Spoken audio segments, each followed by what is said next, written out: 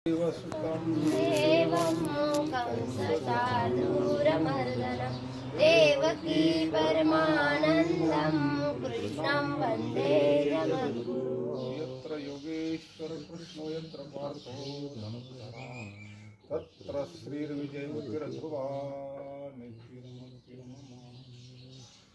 नमामि सद्गुरुं शान्तं सच्चिदानन्दं पूर्णब्रह्मपरानन्दं ईशमानन्दविवर्धनं सच्चिदानन्दरूपाय विश्वोत्पत्त्यादिहेतवे तापत्रयविनाशाय श्रीकृष्णाय नमः।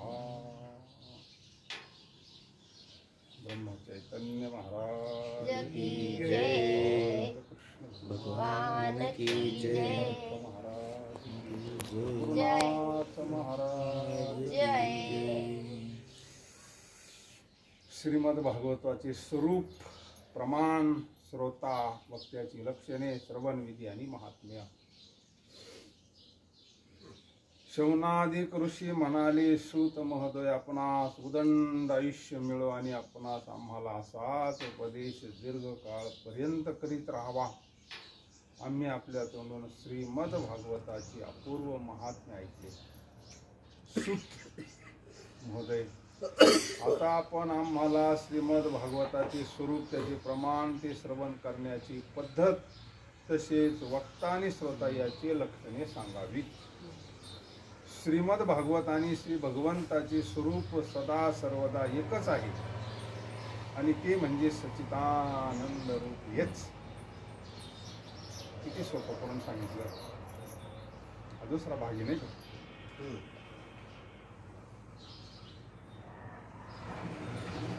श्री भागवत आणि भगवंताचं स्वरूप सदा सर्वदा एकच आहे. किती सच्चिदानंद भगवंताचं स्वरूप आणि भागवत वेगळा नाही. ग्रंथ नव्हे हा श्रीकृष्ण म्हटलंय ना. आपण भागवत वाचतो म्हणजे भगवंताच्या संगतीत आहोत. भगवंतच आपल्याला भागवत सांगतात. भगवान श्रीकृष्णाचे ठाई ज्याचे प्रेम आहे, त्या भक्ताच्या हृदयामध्ये भगवंताचे माधुर्य अभिव्यक्त करणारे काव्य म्हणजे श्रीमद भागवत. काय आता सोन्याचे अक्षर आहे या संत सगळं हे. ज्याला भगवान श्रीकृष्णाचं प्रेम आहे, त्या भक्ताच्या हृदयामध्ये भगवंताचे माधुर्य अभिव्यक्त म्हणजे तो भगवान परमात्मा हृदयात प्रगट होतो भागवत ऐकल्यानंतर. काय भागवत वेगळंच. भागवत म्हणजे प्रेमानं भरलेला ग्रंथनाथ महाराज म्हणले. भागवत म्हणजे भक्ती प्रेमानं ओथंबलेला ग्रंथ आणि भगवंताचे माधुर्य अभिव्यक्त करणारे काव्य म्हणजे श्रीमद भागवत. त्याला भक्ती म्हणतो आपण. हे वाड्मय ज्ञान, विज्ञान, भक्ती त्यांच्या प्राप्तीच्या साधन चतुष्टयाला प्रकाशित करणारे असून मायेचे समूळ उच्चाटन करणारे आहे, ते म्हणजे श्रीमद भागवत समर्थ. माया म्हणजे आपल्याला जे दुःख होतं अज्ञानामुळं, त्याचा नाश होतो भागवताना. 7 दिवस परीक्षितीनं भागवत ऐकलं. मृत्यूची भीती गेली ना त्याची. दुसरं काय भीती घालवायची. शरीराचा मृत्यू नाही टाळायचा. ते आपलं स्वरूप नाही असं कळल्यानंतर त्याची काय भीती, त्याचे काही हे नसतं. म्हणून श्री भागवत अनंत अक्षरूप आहे. त्याचे प्रमाण कोण जाणू शकेल. प्रथम विष्णूने ब्रह्मदेवांना 4 श्लोकाच्या द्वारे याची कवदिशा दाखवली. मुख्य महाविष्णू चैतन्याचे संप्रदाय जे 4 हे कसं ते महावाक्याचा विस्तार म्हणजेच भागवती. चतुर्श्लोकी भागवत म्हणलं ना, तोच हा विषय. सुरुवात भगवंतांना सांगितलं, मुख्य महाविष्णूने, मुख्य महाचैतन्याची मूळ संप्रदाय. तिथून ते ब्रह्मदेवाला, तसं ते आपल्यापर्यंत आलंय. विप्रगणा हो, या भागवताच्या अतिशय खोल असलेल्या पाण्यात बुडी मारून त्यातून आपल्यासाठी इष्ट वस्तू प्राप्त करण्यास ब्रह्मदेव, विष्णू, शंकर इत्यादी समर्थ आहे. परंतु ज्याच्या बुद्धी इत्यादी वृत्ती मर्यादित आहेत, त्या माणसाने आपले हित साधावे म्हणून व्यासमुनींनी परीक्षित आणि शुकदेव यांच्यात झालेल्या संवाद रूपाने जे कथन केले त्याचे नाव श्रीमद भागवत आहे. या ग्रंथाची श्लोक संख्या 18,000 आहे. जे लोक कलिरूप अजगराच्या विळख्यात सापडले आहेत. ज्ञानेश्वरीची शेवटी आता आपण जवळ वाचलं ना, निवृत्तीनाथाला सांगितलं ना, काळी काळात ज्याला ग्रासतोय म्हणले त्याला हेतू ज्ञान सांग. परंपरा सांगितली ज्ञानेश्वरीची शेवटी आपण जवळ पाहिलं ना, का कळीच्या काळामध्ये ग्रासलेल्या जीवाला हेती संजीवनी तू सांग. म्हणजे इथं तेच सांगितलं ना, कोणता अजगर? कलिरूप अजगराच्या विळख्यात सापडले आहेत. जे जे वशुद्धी उदार प्रसिद्धी अनवरत आनंदे वर्षती. विषय व्याळे मुठी, विषय रूपी सर्पानं आपल्याला मिठी घातली. तुझी हे गुरु कृपा दृष्टी निर्विषय. मग ते विष जर उतरायचं असेल विषयाचं तर ती कृपा लागते म्हणले, संत कृपा. जो कली रूप अजगराच्या विळख्यात सापडले आहेत. आता कळानच ना, पण आपल्याला सापडलंय म्हणून वाटत का जीवाला? ज्याला वाटतं तो ह्या रस्त्याला लागतो. त्याच्या सुटकेसाठीच हा सर्वोत्कृष्ट उपाय आहे. भगवान श्रीकृष्णाच्या कथांचे श्रवण करणाऱ्या श्रोत्याविषयी आता सांगतो. उत्तम आणि अधम असे श्रोत्याचे 2 प्रकार आहेत.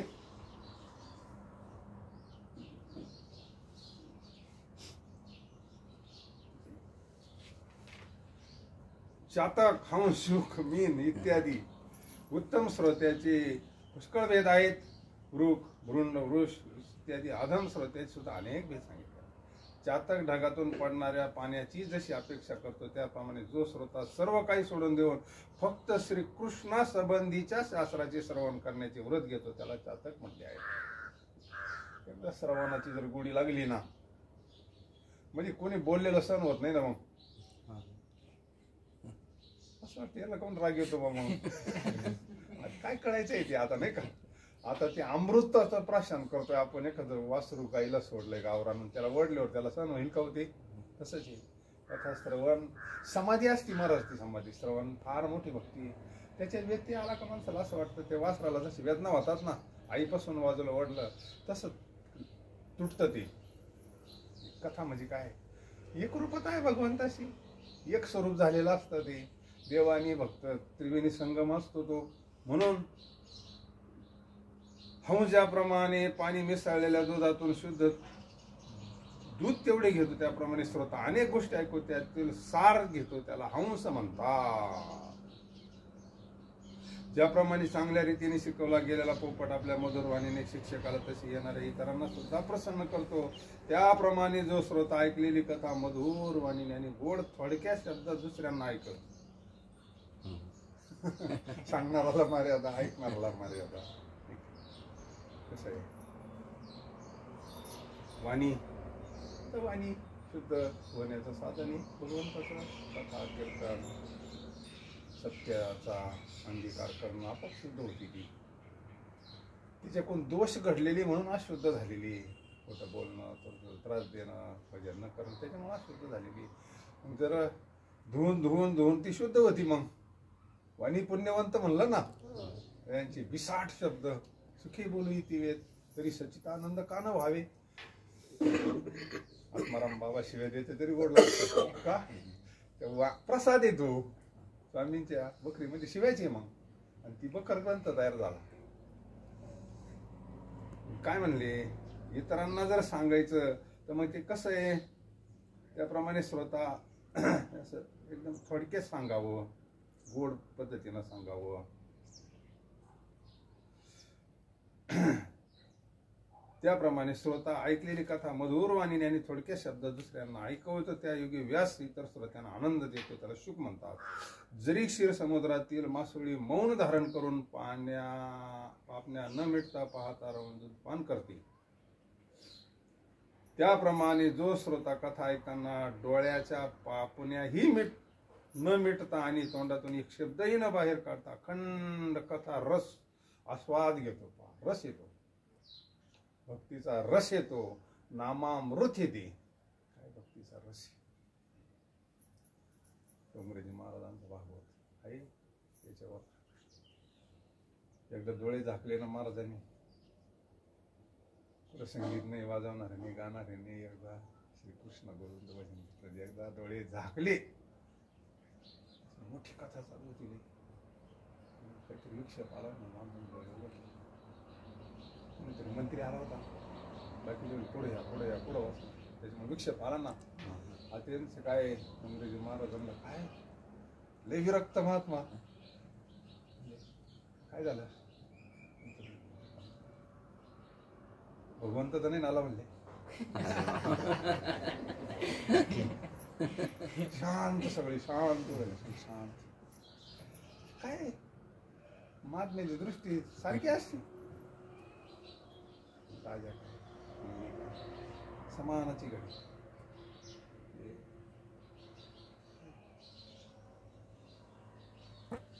तोंडातून एक शब्दही बाहेर न करता खंड कथा आस्वाद घेत राहते प्रेमी श्रोता. मीन म्हटला गेलाय वनामध्ये बासरीचा मधुर आवाज ऐकण्यात मग्न झाले. हरण्याला लहानगाला भयानक ओरडण्यात, त्याप्रमाणे मूर्ख माणूस कथा श्रवण करीत असताना रसिक श्रोत्यांना ढेवचीत मध्येच मोठ्याने बोलतो, वृक म्हणावा.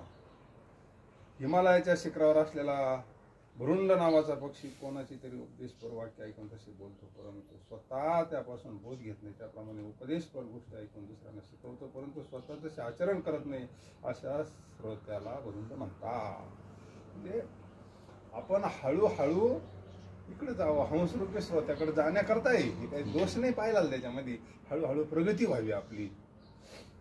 बैलासमोर द्राक्ष येऊ देत किंवा कडवट पेंट दोन्ही तो एकच चवीने खात्याप्रमाणे जो ऐकलेले सारेच ग्रहण करतो, परंतु घेण्याजोगे काय टाकण्याजोगे काय ठरवण्याची ज्याची बुद्धी असमर्थ असते, असा श्रोता भूस म्हटला पाहिजे. उंट ज्याप्रमाणे आंबा सोडून फक्त कडुलिंबाचा पाला चढवतो, त्याप्रमाणे भगवंताच्या मथुर कथा ऐकणे शिरून त्यावेळी संसाराचे दुःखी रंमान होतो, त्याला उंट म्हणतात. असे काही थोडीशी भेद सांगितले आहे. त्याच्या व्यतिरिक्त सुद्धा उत्तम माध्यमाच्या दोन्ही प्रकारच्या श्रोत्यांची धर्माकडे अनेक भेद आहे. हे भेद त्याच्या श्रोत्याच्या स्वाभाविक आचार व्यवहारावर वाचता येतात. जो वक्त्याला योग्य रीतीप्रमाणे प्रणाम करून त्याच्या समोर बसतो आणि इतर संसारातील गोष्टी सोडून फक्त श्री भगवंताच्या कथा ऐकण्याची इच्छा ठेवतो, समजून घेण्यात अत्यंत कुशल असतो, नम्र असतो, हात जोडलेले असतात, शिष्य भावने श्रद्धा ठेवून ऐकले असेल त्याचे सतत चिंतन करीत राहतो, जे समजले नसेल ते विचारतो, पवित्र भावनेने वागतो, तसे श्रीकृष्ण भक्तावर सदैव प्रेम करतो, अशा श्रोत्याला वक्ते लोक उत्तम श्रोता म्हणतात. आता वक्त्याची लक्षणे सांगतात. त्याचे मन नेहमी भगवंताच्या चरणी लागलेले असते, त्याला कोणत्याही वस्तूची अपेक्षा नसते. ही गोष्ट कधी घडल निश्चित घडल, तसं घडल ज्या वेळेस आपलं पोट भरण त्यावेळेस घडन ती गोष्ट. पोट भरले तो ते कशाची अपेक्षा करील, आणि पोट फक्त नामस्मरणानच भरत असतं, अन्यथा कशालाच भरत. तृप्ती साधनेसरित्या तृप्ती झाली, निरंकुश तृप्ती ज्या वेळेस होईल ना, मी ह्या गोष्टीचं काही वाटणार नाही. दिलं न दिलं तरी भगवंताचा प्रसाद, त्याच्याबद्दल काही आसक्ती नसतं झाली, त्याचा काही संबंध नसतो. म्हणून ज्याला कोणत्याही वस्तूची अपेक्षा नसते, सर्वाचा प्रिय सखा आणि दिनावर दया करणारा असतो, तशी अनेक उदाहरणे देऊन तत्वाचा अर्थ सांगणे चतुर असतो, असा वक्ता मुनींना सन्मानीय वाटतो. विप्रगणा हो, भारतवर्षाच्या भूमीवर श्रीमद भागवत कथाचे सेवन करण्याचा जो अवश्य विधी आहे तो मी आता सांगतो आहे. त्यामुळे सुख अधिक अधिक वाढते. सगळं अध्यात्म आपल्याला सुखी करण्यासारखं आहे. होरपळलेला जीव ज्यावेळेस इथे येतो त्याला शांती प्राप्त झाली पाहिजे, त्याला सुख प्राप्त झालं पाहिजे, त्याला समाधान. ज्याला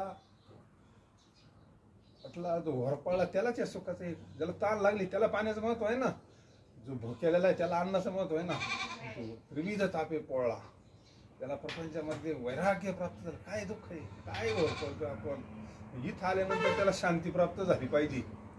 मग त्याला असं वाटतं परमार्थात काहीतरी आहे. म्हणून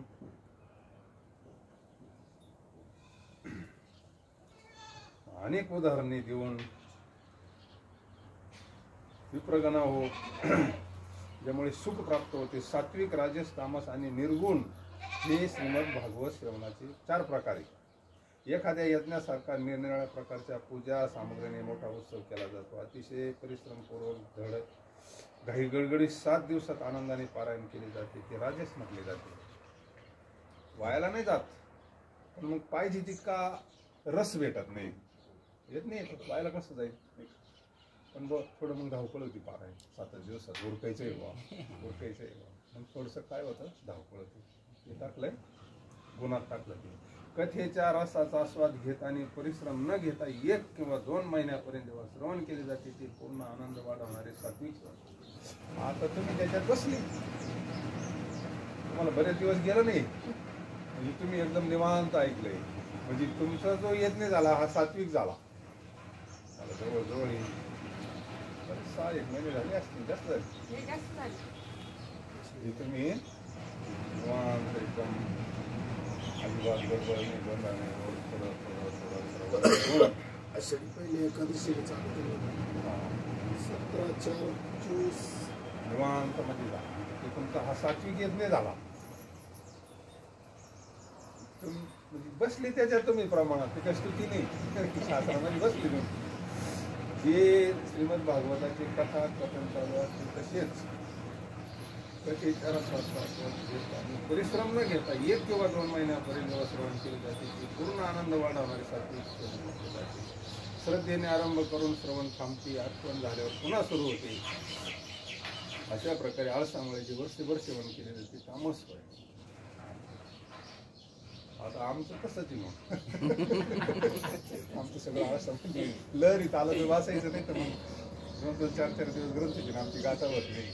म्हणजे त्याच्यामध्ये मोडतं ते. मग एकदम सत्य परिस्थिती, आळस फार अवघड आहे.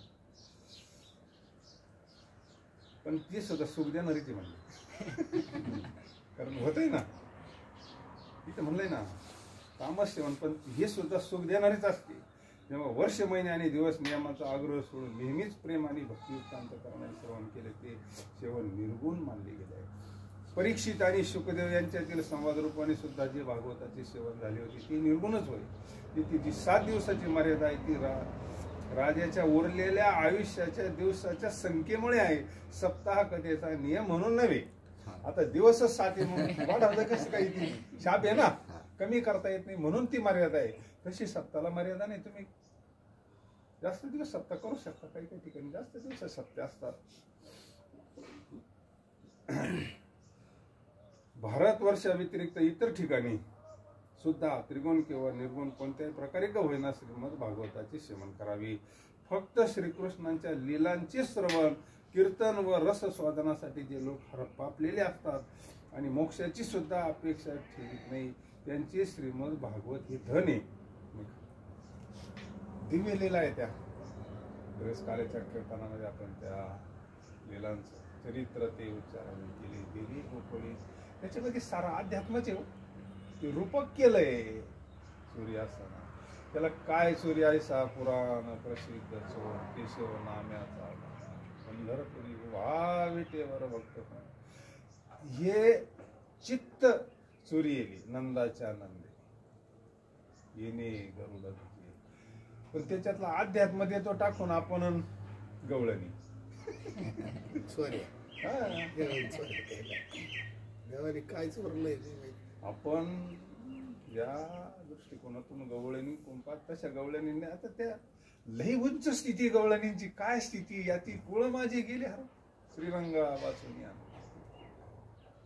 शरीराचं तादात्म्य सुटलेलं आहे. त्याप्रमाणे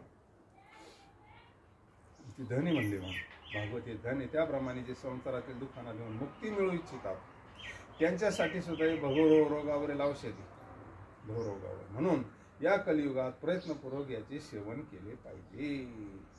वरील लोकाखेरीज जे लोक विषयात रममान आहेत, ज्यांना मी नेहमी संसारातील सुखेच मिळवत अशी इच्छा असते, त्यांच्यासाठी सुद्धा आता या कलियुगात सामर्थ्य, धन आणि वैदिक कर्माचे ज्ञान नसल्यामुळे कर्म मार्गाने मिळणारी सिद्धी अत्यंत दुर्मिळ झाली. म्हणून फार महत्वाचा मुद्दा आहे. म्हणून त्यांनी सुद्धा भागवत कथेचे सेवन करावे. कर्म मार्ग फार सूक्ष्म आहे, फार दुस्तर आहे.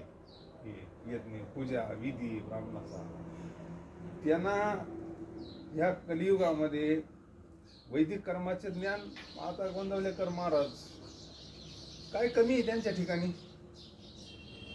म्हणजे आता हे तुम्ही काय करा, नामस्मरण करा. म्हणजे नामस्मरण आणि हे बाकीच्याचं काय करायचं, कर्ममार्ग एवढे विद्वत्ता एवढं हे शास्त्रांना, तुम्ही तर ब्राह्मण असून तुम्ही याचं हे करू राहिले काय, तसं नाही म्हणले. इथं भागवतच सांगितलंय ना, महाराज वेगळं कायला सांगतील मग, नाही का. या कलियुगात सामर्थ्य धन, आता यज्ञ करायचं म्हणले पुढे एवढं धन आहे, वैदिक कर्माचे ज्ञान नसल्यामुळे कर्म मार्गानेच मिळणारी सिद्धी अत्यंत दुर्मिळ झाली आहे. पूर्वी त्यांचं आचरण तसं होतं, ऋषी मुनींचं तसं वातावरण तसं पवित्र होतं, त्याच्यामुळे त्यांच्या शब्दाला किंमत होती, घडत होतं तसं. आता म्हणले नाही, आता नाही तसं घडत होतं. म्हणून त्यांनी सुद्धा भागवत ऐकावं. ही भागवताची कथा धन, पुत्र, श्री, वाणी इत्यादी यश, घर आणि निष्कंटक राज्य सुद्धा घेऊ शकतो. अहो ज्ञानोत्तर भक्तीमध्ये देव काय नाही देणार, काही देईल तो. त्याला काय कळत नाही का आपल्याला काय लागत होती, त्याला काय कळत नाही का, तो जवळच आहे ना हो, त्याला सारं कळत, न मागता देतो. मग ती नाही आज त्याचा पांडुरंग अर्थ होता, न मागता सगळं देतो मग, नाही का. बाकीच्या गोष्टी तर देणारच तो, प्रेम देतो, बाकीच्या गोष्टी तर देणारच. त्यात लई किरकोळ आहे त्या दृष्टीनं, त्यात काय कोणला देतो तो, नाही का. पण जी सगळ्यात मोठी गोष्ट आहे भक्ती, प्रेम, गोड लीन, अष्टभोग भोगाने माते नाही चाड, ह्या गोष्टीचं काय हे नाहीये, याचं वास्तव स्वरूप कळालं. भक्ती, प्रेम, गोड लीन, त्याच्यामध्ये सगळं आलं. मग ज्याला भक्ती प्रेम अंतःकरणात भगवंतांना दिलं ना, त्याला सगळंच मिळालं समजून घ्यायचं. अरे तो राज्य देऊ शकतो, निष्कंटक राज्य देऊ शकतो, तर ह्या बाकीच्या गोष्टी देणार नाही का. आणि आपण पोटाची चिंता करतो. या भागवताचा आश्रय घेणारी लोक या संसारातील मनाजोगती उत्तम भोग भोगून भगवंताची संगत धरल्याने शेवटी श्री हरीचे परमधाम प्राप्त करून घेतात. एवढं भेटून परत भगवान श्रीकृष्ण स्वरूपाला प्राप्त होता येतं. जे ते भागवत कथाचे, श्रीमद भागवताची कथा चालू असते, तसेच जे लोक ही कथा श्रवण करण्यास तत्पर झालेले असतात त्यांची सेवा शिरणाने धनाने करावी. त्याला चहा पाणी तर करावं कमीत कमी. सेवा मोठं भागवत असतं तिथं मग वाढायचं कोण असतं, म्हणजे एक सेवा घडती, नाही का. त्या लोकांच्या कृपेने अशी मदत करणाऱ्यांना सुद्धा भागवत सेवनाची पुण्य प्राप्त होते. श्रीकृष्णाखेरीच्या अन्य कशाचीही चर्चा केली जाते त्या सर्वांना धन अशी संज्ञा आहे. प्रत्येकाला भगवंत कृपा करत असतो. श्रोता वक्ता हे सुद्धा दोन प्रकारचे मानले गेले आहेत. एक श्रीकृष्णाची इच्छा करणारी आणि दुसरी धनाची. जशी वक्ता तसा श्रोता जर असेल तर त्या ठिकाणी कथेच्या सुखामध्ये वाढ होते. जर दोघांचे विचार एकमेकाच्या विरुद्ध असतील तर कथेची गोडी वाढत नाही.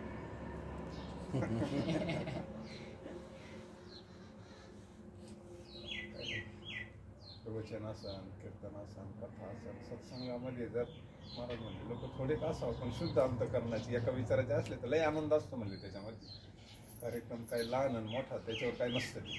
आपल्याला किती आनंद मिळाला त्या कीर्तनाला, आपल्याला आपण विसरलो का सगळ्याला, म्हणजे त्यावेळेस स्वतः वक्ता एक सगळे एक झालेले असतात ते, त्याच वेळेस आनंद प्राप्त होतो. कोणाच्या अंतकरण द्वेष नाही, मस्त भजन कीर्तन कथा त्याच्यामध्ये एकरूप झाले का मग तो आनंद भेटत असतो.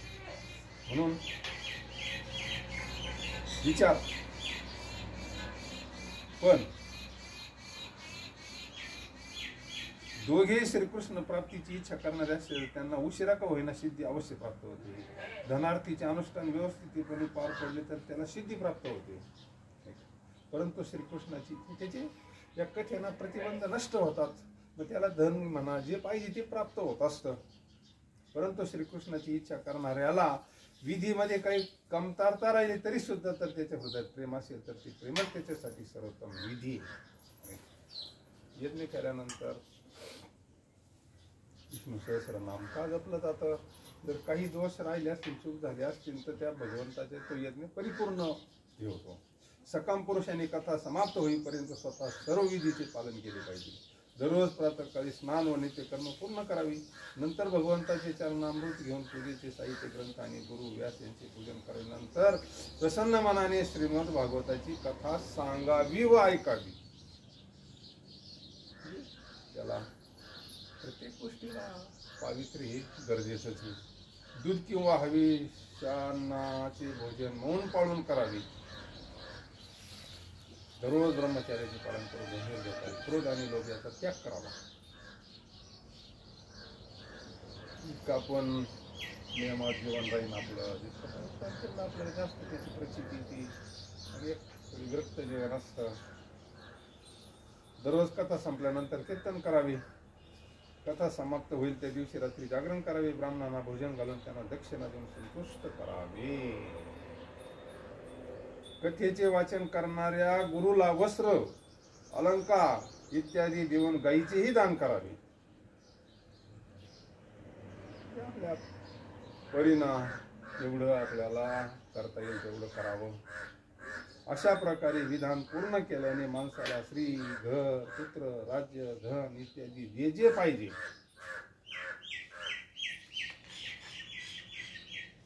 ते सर्व मनोवांछित फळ प्राप्त होते. परंतु हा सकाम भाव वाईटच आहे. आपल्याला आपला परमार्थच कसाचा आहे, तो मज भावा, तो मज भावा, वेळा भावा पांडुरंग. आपल्याला फक्त पांडुरंग पाहिजे, कृष्ण पाहिजे. बाकीच्या गोष्टी त्यांना अगोदरच दिल्या तेव्हा तिचे काही आपल्याला कळते की आपल्या अपेक्षेपेक्षा त्यानं मोकार दिलाय. आपल्याला जळता जळायचं नाही एवढं दिलं आपल्याला. आपल्याला आता पाहिजे फक्त भगवंत. बाप रखमा दिली गुरु नवी सर्वे सर्वता निवृत्तीने तत्वता. आता राहिलेलं आयुष्य फक्त देव पाहिजे आपल्याला. देव माझा मी देवाचा. आता अंतकाळीचा स्वैराचा नेहमी तू धरा बस. आता अधिक दुसरी मज नाही. आता नेहमीले या चित्तापासून या पांडुरंग ध्यानी. भागवत त्याच्या करता, रामायण त्याच्या करता, तुमचे ग्रंथ त्याच्या करता, आरती त्याच्या करता, ही पूजा सगळ्याचा साध्य एक आहे. आता फक्त सगळ्या अवस्थेमध्ये पांडुरंगाचं चिंतन असावं. नवे नवे त्याचं चिंतन करता करताच निरोप घ्यावा. याच्या करता हे सगळं सगळं भांडवल त्याच्या करताय महाराज. म्हणून समाधान असतं याच्यामध्ये. आणि हे जे सगळं करायचं असतं हे आपल्याकरता करायचं असतं. एक जरी दिव्य श्रोता मिळाला आपल्याला तर लई झालं. लई झाला. देवाला एकच भेटला अर्जुन. त्यांच्याकडे येऊन मंडळी येतात आणि रोजचा नित्य नियम टिकवणं फार अवघड असतं. रोज येणं ही एक तपश्चर्या असते. टिकवणं चांगलं या वयामध्ये याची गरज आहे. ज्या त्या वयात ज्या त्या गोष्टी घडल्या पाहिजे. पहिले 25 वर्ष काय करावं, दुसरे 25 काय करावं, तिसरे 25 काय करावे, सगळी ऋषी मुनींनी व्यवस्था लावून दिलेली ना प्रत्येकाला. मग आता तुम्हाला त्याची गरज आहे. आता आपला काळ सारावा चिंतन एकांतवासी. भगवंतानं तुमची किती व्यवस्था करून दिली. निवांत गावापासून बाजूला गडबड नाही, गोंधळ नाही, शांत एकांत पूजने युक्त आहार विहार. अहो हेच भगवंताचं चिंतन या वातावरणामध्ये ना. कोणी आलं की त्याला शांती प्राप्त होते. तर आपल्याला इथं आला ना त्याला जरा बरं वाटतं. आपल्याकडे येते ते इलेक्शनच्या टायमाला तसे नाही येते, पण इलेक्शनच्या टायमाला इथं सगळं गाव येऊन जातं. इथं आलं का जरा का असं बरं वाटतं म्हणजे जरा. आपण आलेले असतात ना असं त्यांना काहीतरी परिणाम वाटला पाहिजे. हा उपासनेची शक्ती असते, अधिष्ठानाची शक्ती असते. म्हणून ते सर्व मनोवांछित फळ प्राप्त होते. सगळं देत असतं भगवंत. त्याला सारं कळतं. पण त्याला काही अडचणी असतात देण्याकरता. आपल्या प्रारब्धाची अनुकूलता प्रतिकूलता असती. तो आपलंच आपल्याला देत असतो. कर्म आपलं सगळ्याच त्याला गज वाटतं याला कोट्याधीश करावं, पण आपल्या नशिबात पाहिजे ना. आपल्या याच्या पलीकडे कसं काय तो दिन नाही का. तरी पण आपली जर इच्छा असली तर त्या सेवेनं ते प्रतिबंध नष्ट करतात.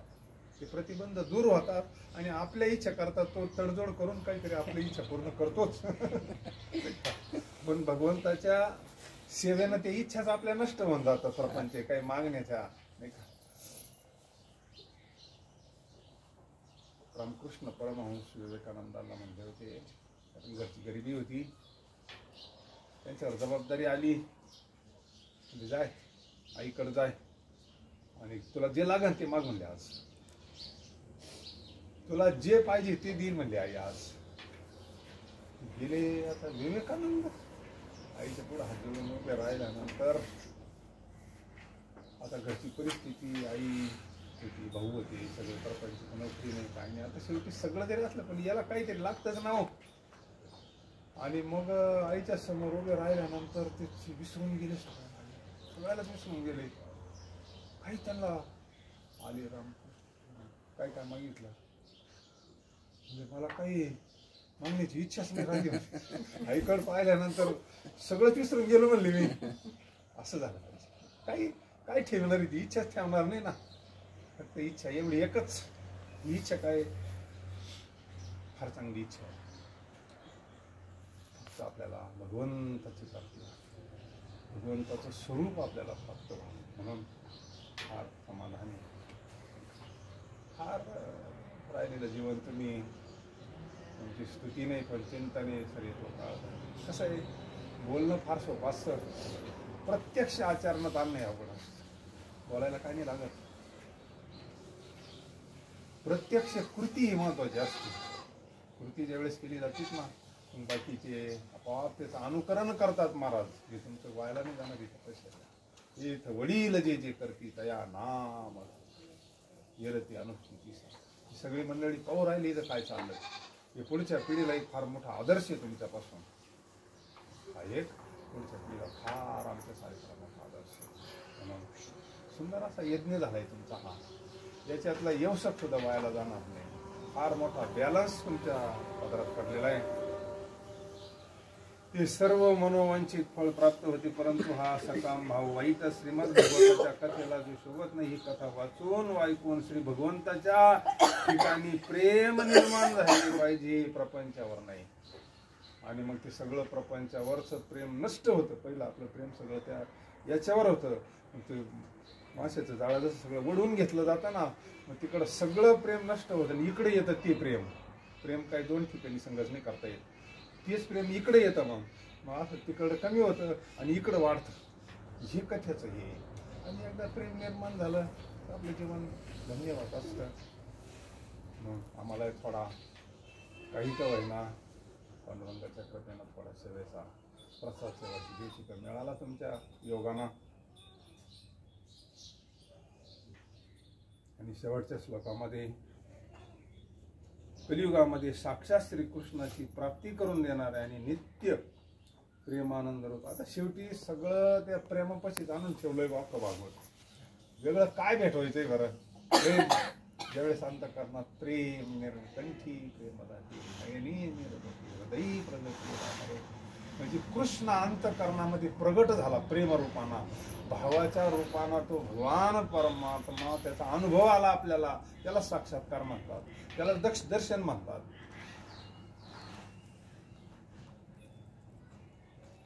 तो साक्षात्कार आहे भगवंताच्या प्रेमाचा आनंद साक्षात्कार म्हणलं गोंदवलेकर महाराजांनी त्याला. बोधवासनामध्ये एक ठिकाणी काय म्हणलं, आनंद हेच भगवंताचं स्वरूप आहे आणि त्याचा अनुभव म्हणजे साक्षात्कार, म्हणजे दर्शन. ते खरं दर्शन आहे, हे वंदन आहे ना म्हणले.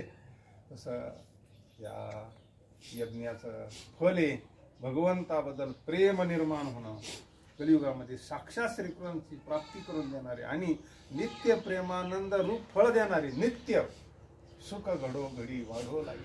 नुसतं आनंदाचे आतमध्ये काही दुसरं नाहीये. पण हे काय आवरणामुळे तसं होतं. काल सूर्य नव्हता का, ऊन नव्हतं पण सूर्य नव्हता का, होता.